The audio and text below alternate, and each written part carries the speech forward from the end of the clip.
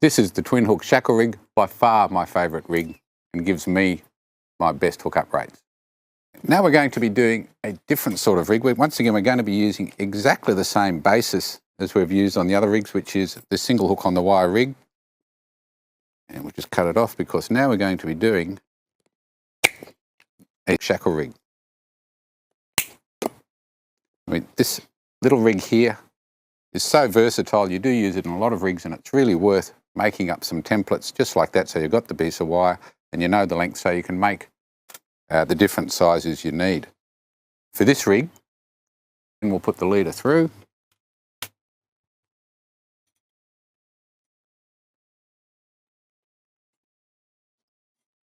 You should be getting the hang of this now. Once again, feed the leader through it. And we're going to be using a thimble on this one again, so we don't need to put anything on it yet. Burn the end.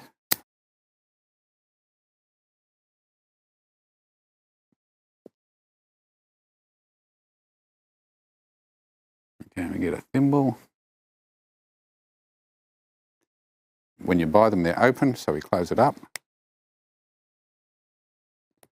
That.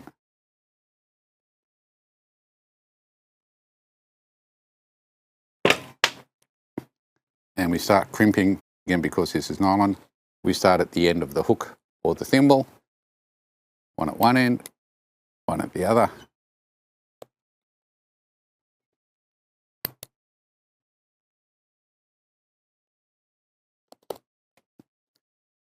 Okay, now we get ourselves a shackle. Now here we're going to be using a small size. We'll use a bigger one. We have two sizes. Under the pin and push it through the thimble. Okay, need another hook. Now, personally, I prefer everything to be loose on the rig. I don't like the hooks being restricted because I believe it restricts the action of the lures. But what I do have is a system where I can stop the rigs tangling by using little pieces of shrink wrap. The first one we use is we go down over the crimp of the wire, down to the hook eye, and we shrink it there. Now you can glue these shrink tubings if you want to stop them moving. And we have this piece that will go over the eye.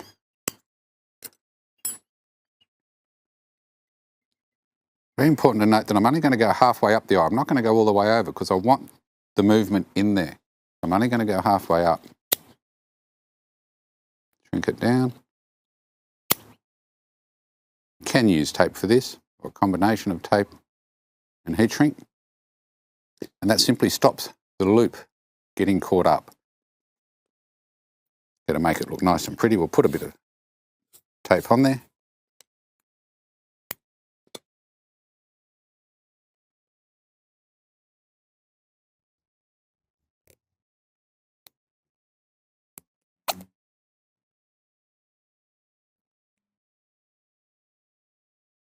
And that will hold it in position.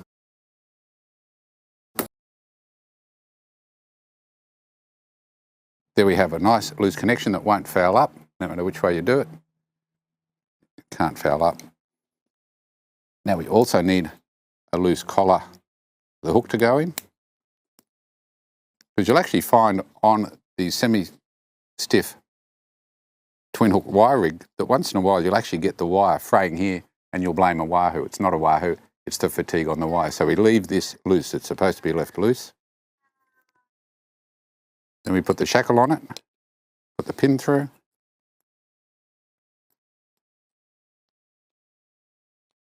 These shackles are incredibly strong. Even the tiny ones will take 600-pound pressure, which is far more than anything else in the system. Okay, we've done it up nice and tight.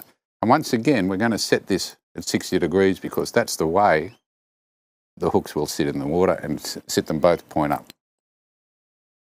Okay, so we're sitting at 60 degrees. That's how it sits. And when we put in the lure, both points in the back of the skirt, And that is the way the lure will run through the water with the dark colour up. If you want the light colour up, then reverse the hooks.